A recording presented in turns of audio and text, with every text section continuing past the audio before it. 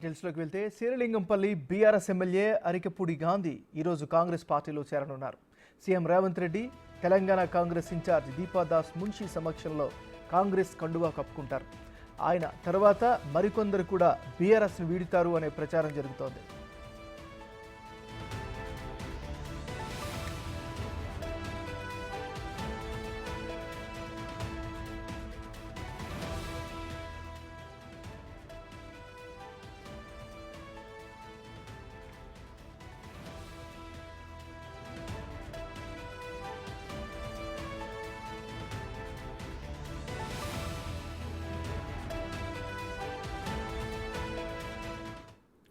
బులెటిన్లో మనం breaking news చూస్తున్నాం. శ్రీలింగంపల్లి బీఆర్ఎస్ ఎమ్మెల్యే అరికపూడి గాంధీ ఈరోజు కాంగ్రెస్ పార్టీలో చేరనున్నారు.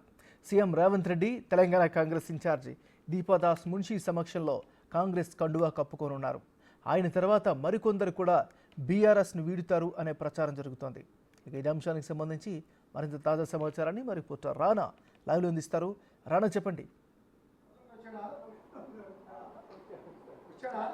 రాష్ట్ర రాజకీయాల్లో ఇప్పుడు అరికపూడి గాంధీ ఒక సెన్సాషనల్గా మారారు. ఇవాళ కాంగ్రెస్ పార్టీ తీర్థం పుచ్చుకోబోతున్న నేపథ్యంలో ఆయన అభినందించడానికి పెద్ద ఎత్తున కార్యకర్తలు కానీ శ్రీలింగంపల్లి సంబంధించిన నాయకులందరూ కూడా వచ్చినప్పుడు నేపథ్యంగా పడుతుంది. మనం విజువల్లో చూస్తున్నాం. ఉదయం నుంచి 6 గంటల నుంచి కూడా వందలాది మంది కార్యకర్తలు కానీ లీడర్స్ కానీ అందరూ కూడా వచ్చి ఆయన్ని అభినందిస్తున్నటువంటి విజువల్స్ కూడా మనం చూస్తున్నాం. ఎందుకంటే కాంగ్రెస్ పార్టీలో మొదటి నుంచి కూడా వీళ్ళందరూ కూడా చేరాలి ప్రభుత్వం మారిన తర్వాత, ఎందుకంటే నియోజకవర్గం అభివృద్ధి చేయాలనే ఉద్దేశంతో కూడా సంకల్పంతో కూడా ఆయన ఉన్నారు కాబట్టి దాని దగ్గరగా కాంగ్రెస్ పార్టీలో జాయిన్ అవ్వాలనేసి కూడా ఇప్పటికే ఆయన చెప్తున్న నేపథ్యంగా పడుతుంది. ఆయన కలవడానికి అనుచరులు కానీ కార్యకర్తలు కానీ నేతలు కానీ వీళ్ళందరూ కూడా పెద్ద ఎత్తున కూడా వస్తున్నారు. సో ఒకసారి మనం మాట్లాడదాం. ఎందుకంటే ఇవాళ ముఖ్యమంత్రి గారి సమక్షంలో ఆయన పార్టీలో చేరబోతున్నారు కాబట్టి ఆయన కాంగ్రెస్ పార్టీలో ఆకర్షించినటువంటి అంశాలు ఏంటి అనే దానిపై కూడా ఒకసారి ఎమ్మెల్యే గారితో కలిసి మాట్లాడదాం. ఎమ్మెల్యే గారు, ఏంటి కాంగ్రెస్ పార్టీలో మీకు బాగా ఆకర్షితమైనటువంటి అంశం ఏంటి మీరు కాంగ్రెస్ పార్టీలో జాయిన్ అవ్వడానికి కారణం? కాంగ్రెస్ పార్టీయా ఇంకో పార్టీయా కాదు.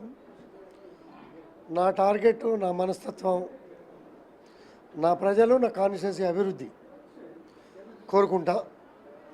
దాంతోపాటు నా మిత్రుడు, శ్రేయోభిలాషి, ముఖ్యమంత్రి గారితో సహచర శాసనసభ్యుడిగా అసెంబ్లీలో ఉన్న వారు ఎమ్మెల్సీగా ఉన్నప్పుడు కానీ మిగిలిన విషయాల్లో కానీ నా మిత్రుడు ఇంకా చొరవ తీసుకొని నా ప్రాంతం అభివృద్ధి చేసుకోవడానికి మంచి అవకాశం. తెలుగు రాష్ట్రాల్లో కానీ ఇతర రాష్ట్రాల్లో కానీ అతి పెద్ద గొప్ప కాన్స్టిట్యున్సీ శ్రీలింగంపల్లి కాన్స్టిట్యున్సీ. గతంలో కూడా ముఖ్యమంత్రి గారు నాకు బాగా సహకరించి 9,000 కోట్ల నిధులు ఇచ్చారు. నేను నిన్ను మిత్రుడిగా, శ్రేయోభిలాషిగా, నీ గౌరవం, నీ అభివృద్ధికి ఎటువంటి ఇబ్బంది లేకుండా నా సోదరుడిగా నేను ఆహ్వానిస్తున్నా. వచ్చి చక్కటి అభివృద్ధి దిశలో 29 రాష్ట్రాలు నివసిస్తున్నటువంటి ప్రజానికం మధ్యలో గౌరవంగా ముందుకెళ్ళమని చెప్పి ముఖ్యమంత్రి గారు చెప్పటం, అదే మాటని అనుసరించే బాటలో ఈరోజు కాంగ్రెస్ పార్టీలో చేరుతా ఉన్నా తప్పించి నా 10 సంవత్సరాల పాలన చూశారు. నీతిగా, నిజాయితీగా, అభివృద్ధి ధ్యేయంగా ముందుకు పోయా. రేపు కూడా పక్షపాతం లేకుండా, నేనెవరో తెలియదు, ఒక సోషల్ వర్కర్ని మాత్రమే. అటువంటి సమయంలో కష్టకాలంలో నా శ్రీలింగంపల్లి ప్రజలు నన్ను 3 సార్లు గెలిపించారు. ఆ ప్రజలకు నేను ఏం చేసినా కూడా తక్కువే. ఆ ప్రజల మనోభావాలు, వాళ్ళు కోరుకున్నటువంటి అభివృద్ధి చేయాల్సిన బాధ్యత నా మీద ఉంది. ఆ బాధ్యతను గుర్తు చేసుకొని ఈరోజు ముఖ్యమంత్రి గారి మీద గౌరవంతో, అభిమానంతో ఈరోజు పార్టీలో చేరుతాం. అంటే ఎమ్మెల్యే గారు, మీతో పాటు చాలామంది ఎమ్మెల్యేలు కూడా ఇప్పుడు కాంగ్రెస్ పార్టీలో జాయిన్ అవుతున్నారు. కాకపోతే బీఆర్ఎస్ నుంచి ఒక కామెంట్ వస్తుంది, వ్యక్తిగత అభివృద్ధి కోసమే మీరు వెళ్తున్నారు అనేది ఒకటి చెప్తున్నారు. పార్టీ ఎన్నో అవకాశాలు ఇచ్చింది వాళ్ళకి, అవన్నీ కళదన్నుకొని వెళ్తున్నారు అనేసి కూడా కామెంట్ చేస్తున్నారు. దీనిపైన మీరు స్పందన ఏంటి? బహుశా ఎవరి మీదైనా కామెంట్లు చేయొచ్చా, కానీ నా మీద కామెంట్లు చేసే నైతిక అర్హత ఎవరికి లేదు. అటువంటి అర్హత ఏదైనా ఒకటి చూపిస్తే శాసనసభ్యత్వాన్ని కూడా రాజీనామా చేసి ఇంట్లో కూర్చుంటా. నేను వీలైనంత వరకు ఇతరులను విమర్శించి కించపరిచే విధంగా మాట్లాడను. ఒకవేళ నా మీద మాట్లాడే దమ్ము ధైర్యం ఉంటే ఆధారాలతో రండి, ఆ రోజే రిజైన్. ఇది నా అభిప్రాయం. నేను ఇవాళ కాదు, దానికి రేపు కూడా కట్టుబడి ఉంటా. ఎమ్మెల్యే గారు, ప్రభుత్వం వచ్చి ఇప్పుడు దాదాపు 8 నెలలు 9 నెలలు అవుతుంది. ఎట్లా చూస్తారు? ఎందుకంటే మీకు ఇష్టమైనటువంటి వ్యక్తి ఇప్పుడు ముఖ్యమంత్రి అయ్యాడు. ఆయన పరిపాలన ఏ విధంగా ఉంది? మీకు తెలుసు, 10 సంవత్సరాల తర్వాత కాంగ్రెస్ పార్టీ అధికారంలోకి వచ్చింది. అంతా సర్దుకోవటం, అడ్మినిస్ట్రేషన్ గ్రిప్ రావటం, అన్ని డిపార్ట్మెంట్ని సమన్వయం చేసుకోవటం, ఇవన్నీ జరిగితే మనం ముందుకి అభివృద్ధి వైపు దూసుకుపోవటానికి చక్కటి అవకాశాలు ఉన్నాయి. ముఖ్యమంత్రి గారిని కూడా కలిసినప్పుడే నిధులు అభివృద్ధి మీద మాట్లాడా. గతంలో మాదిరిగా ఏదో ఒక ఫ్లైఓవర్ వేస్తే కూడా సరిపోదు. ఇవాళ వస్తున్నటువంటి పాపులేషన్, పెరుగుతున్నటువంటి పాపులేషన్కి అన్నీ కూడా డబల్ డెక్కర్ ఫ్లైఓవర్స్ కావాలి.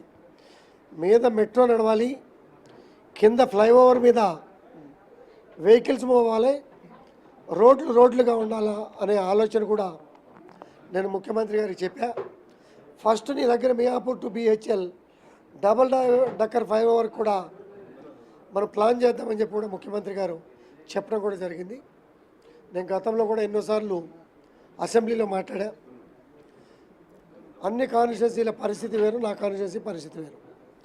హయ్యెస్ట్ పాపులేషన్ 29 రాష్ట్రాల ప్రజానీకంతో పాటు 10 గంటలకి పాపులేషన్ సహజంగా తగ్గుతుంది. కానీ నాకు ఇతర రాష్ట్రాలకు పోయే బస్సులు కానీ ఇంకోటి కానీ 10 గంటలకి నాకు ట్రాఫిక్ స్టార్ట్ అవుతుంది. ఇటువంటి క్లిష్టమైనటువంటి పరిస్థితులు కొన్ని కాన్స్టిట్యున్సీలు ఉన్నాయి. వాటిని అన్నింటినీ కూడా వారి దృష్టికి తీసుకెళ్ళా. పరిష్కార మార్గాలు అన్వేషణ చేసి కొత్త లింక్ రోడ్లు కానీ, ఫ్లైఓవర్లు కానీ, డబల్ డెక్కర్ ఫ్లైఓవర్లు కానీ నీకు ఎటువంటి లోపం లేకుండా చేయించే బాధ్యత నేను తీసుకుంటాను. ముఖ్యమంత్రి గారు కూడా చెప్పడం కూడా జరిగింది. ఇవన్నీ కూడా మాట్లాడిన తర్వాత నా మిత్రులు శ్రేయోభిలాషులు నిన్న మధ్యాహ్నం వరకు కూడా ఏ పార్టీలోకి వస్తా, ఏ పార్టీలోకి వెళ్తాను కూడా ఎవరికి కూడా కమిట్మెంట్ ఇవ్వలే. నా మిత్రులు శ్రేయోభిలాషులు నన్ను 3 సార్లు హ్యాట్రిక్ విజయానికి సహకరించిన శ్రేయోభిలాషులు అందరి అభిప్రాయాల మేరకు అందరికీ కూడా పర్సనల్గా చాలామందికి ఫోన్లు చేసి తీసుకున్నప్పుడు, అన్న మనకి పార్టీల కన్నా అభివృద్ధి ముఖ్యం. ఒక కార్యకర్త మన దగ్గర నివాసం ఉంటున్నటువంటి ప్రజలు ఒక పని అడిగితే చేయలేని పరిస్థితుల్లో మనం ఉండకూడదు. అభివృద్ధి వైపు మనం పోవాలి అని చెప్పి వాళ్ళు ఇచ్చిన సలహాల మేరకు అభివృద్ధి ధ్యేయంగా ఈరోజు పార్టీ మారడం జరుగుతుంది. నాకు సహకరించిన మిత్రులందరికీ కూడా పేరు పేరున శిరస్సు వంచి నమస్కారాలు తెలియజేస్తున్నా. భవిష్యత్తులో మీకు అందుబాటులో ఉండి పక్షపాతం లేకుండా అభివృద్ధి చేసే బాధ్యత కూడా నేను తీసుకుంటాను. నియోజకవర్గంలో కాంగ్రెస్ పార్టీకి సంబంధించిన సీనియర్ నేతలు కూడా ఉన్నారు. ఎట్లా మీరు జాయిన్ అవుతున్నారు కాబట్టి వారిని ఎట్లా మీరు కలుపుకునే అవకాశం ఉంది? ఒక పార్టీ అన్నప్పుడు సహజంగా కలిసి పనిచేసుకుంటాం. చిన్న చితక విభేదాలు ఏమైనా ఉంటే ఒక కుటుంబంలో కూడా ఉంటాయి. వాటిని అన్నిటి కూడా పరిష్కరించుకుని ముందుకు పోతాం. వాటిల్లో విభేదాలు వస్తాయి, అయ్యో పెద్ద విభేదాలు అని మనం భూతత్వంలో చూసుకోవాల్సిన అవసరం లేదు. 10 సంవత్సరాలకు నువ్వు ఏ పార్టీ అని అడగకుండా ప్రతి ఒక్కరిని కూడా కలుపుకొని ఏ రకంగా అభివృద్ధి వైపు దూసుకుపోయామో అదే టైప్లో ముందుకు పోతాం. గాంధీ గారు, ఫైనల్గా చెప్పండి, సీనియర్ శాసనసభ్యుడిగా ఇటీవల ముఖ్యమంత్రి గారు డ్రగ్స్ మీద అనేక కార్యక్రమాలు తీసుకుంటున్నారు, దాన్ని అరికట్టే దిశగా. ఎందుకంటే మీ నియోజకవర్గంలో చాలా ఇంపార్టెంట్ గచ్చిబౌలి కానీ, హైటెక్ సిటీ కానీ ఇవన్నీ కూడా ఉన్నాయి. సో ఆ ప్రాంతాల్లో భారీ ఎత్తున కూడా దాడులు కూడా చేస్తున్నారు. ఈ కార్యక్రమాలపైన మీ స్పందన ఏంటి? ముఖ్యమంత్రి గారు రాగానే డ్రగ్స్ మీద ప్రత్యేక చర్యలు తీసుకుంటాం. ఎవరైనా కూడా కఠినంగా వ్యవహరిస్తామని చెప్పిన విధానం మనకు తెలుసు. మన ఇంటి పక్క సంఘటన జరుగుతూ ఉంది, మన కాలనీలో సంఘటన జరుగుతూ ఉంది, మన పార్కులో సంఘటన జరుగుతూ ఉంది. గంజాయి కావచ్చు, ఇంకోటి కావచ్చు మనము తెలియచేయలేనప్పుడు పోలీసు వ్యవస్థ తక్కువ. ఇంత ఏరియా ఇన్ని ప్రాంతాలకు తిరగాలంటే వాళ్ళకు కూడా సాధ్యం కాదు. మన వంతు పాత్ర కూడా పోషించి సోషల్ వర్కర్లుగా బాధ్యత గల పౌరులుగా మన పాత్ర కూడా మనం పోషిస్తే డ్రగ్స్ కంట్రోల్ విధానం అది గొప్ప విషయం కాదు. తొందరలో సమస్య పోయే విధంగా మనం కూడా సహకరిస్తే ఖచ్చితంగా అది సాధ్యం అని చెప్పి నేను భావిస్తాను. మీ సహచర ఎమ్మెల్యేలు కూడా చాలామంది ఇంకా కాంగ్రెస్ పార్టీలో చేరడానికి సిద్ధమయ్యారు. ఎందుకంటే నియోజకవర్గ అభివృద్ధి లక్ష్యం అనేసి కూడా వారు కూడా చెప్తున్నారు. సో ఏంటి ఇంకా ఎంతమంది ఏమన్నా జాయిన్ అయ్యే అవకాశం ఉంది? ఏంటి మీకు ఏమన్నా మీ సహచరులు ఏమన్నా మాట్లాడారా మీరు జాయిన్ అయ్యేటప్పుడు ఏమన్నా? నేను ఎవరితో కూడా సంప్రదించలే, నా కార్యకర్తలతో మాత్రమే సంప్రదించా. ఈరోజు నేను వెళ్తున్నా, మిగిలిన వాళ్ళ విషయాలు నాకు అంతగా తెలియవు. అంటే బీఆర్ఎస్లో మీరు నిజంగానే ఏమన్నా ఇబ్బందులు ఏమన్నా పడ్డారా 10 సంవత్సరాలు? నేను ఎవరితో ఇబ్బంది పడలే, ఓకే, ఏమీ ఆశించలే, ఓకే, ఏం పైరవీ చేయలే. అభివృద్ధి కోరుకున్నా, అందరూ నాతో గౌరవంగా ఉన్నారు, అదే గౌరవంగా ముందుకు పోతాను. సో ఇది ఎమ్మెల్యే గారు చెప్తున్నారు. ఎందుకంటే నేను ఎవరిని కూడా ఏం ఆశించలేదు, ఎటువంటి పైరవీ చేయలేదు, సగర్వంగా ఇవాళ అభివృద్ధి లక్ష్యంగా నేను నా నియోజకవర్గాన్ని అభివృద్ధి చేసుకోవాలి కాబట్టి నేను అందుకే కాంగ్రెస్ పార్టీలో జాయిన్ అవుతానని కూడా ఎమ్మెల్యే గారు చెప్తున్నటువంటి పరిస్థితి. థ్యాంక్ యూ రానా.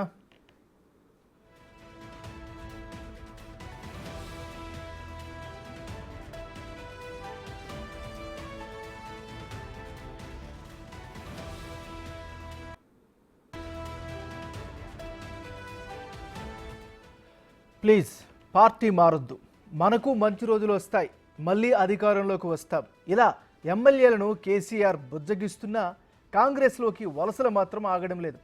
ఒక్కొక్కరుగా బీఆర్ఎస్ వీడి హస్తంగూటికి చేరుకున్నారు. నిన్న రాజేంద్రనగర్ ఎమ్మెల్యే ప్రకాష్ గౌడ్ కాంగ్రెస్ పార్టీలో చేరితే ఆ షాకు నుంచి తేరుకోకముందే మరో ఎమ్మెల్యే కేసీఆర్కు షాక్ ఇచ్చారు. మరి కాసేపట్లో శేరిలింగంపల్లి ఎమ్మెల్యే అరికిపూడి గాంధీ కాంగ్రెస్ తీర్థం పుచ్చుకోనున్నారు.